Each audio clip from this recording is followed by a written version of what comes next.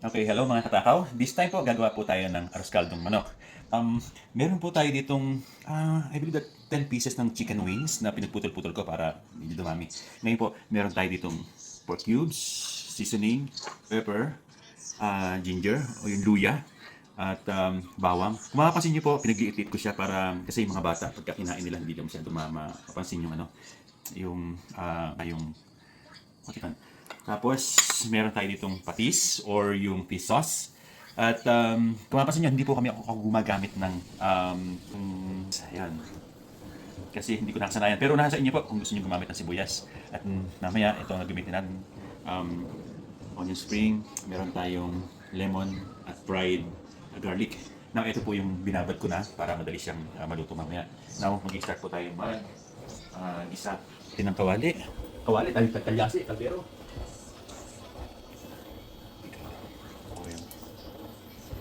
Ito mantika, lalagay po natin ang bawang or garlic. Ayan. Susunod po natin ang luya. Ang ginagawa po namin dito, ginigisa namin ang chicken hanggang sa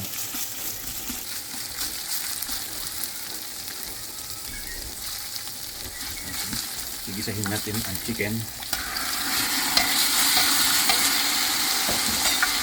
para matanggal ang lansa hanggang sa mag-brown ang chicken.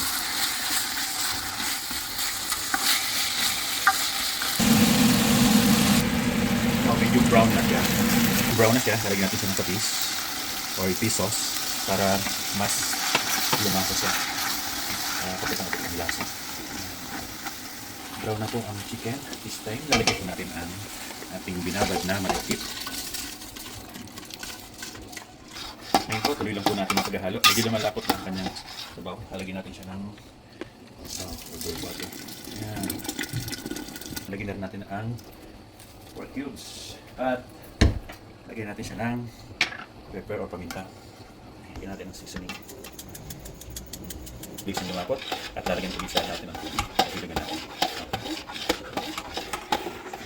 Patuloy lang po natin siyang haluin hanggang sa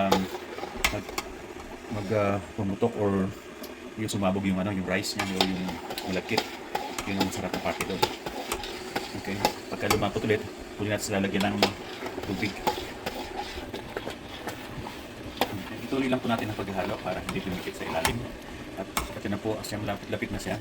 Pero mas gusto ko yung sabog na sabog talaga yung butil ng palay o yung rice. So after ng 15 minutes ng ating paghahalo, ito na ang itsura niya ngayon. Wow. Right, ito na exciting part natin, yung Tiki Man Blues. Lalagyan natin siya ng egg. Meron tayong onion spring. At meron tayong garlic. At lalagyan natin siya ng pepper. At of course, hindi mawala ang chili. Oops, sumobra. At meron tayong lemon. Wow. Wow. Okay, mga katakaw, tikman natin. Tama-tama sa malamig na panahon. Right.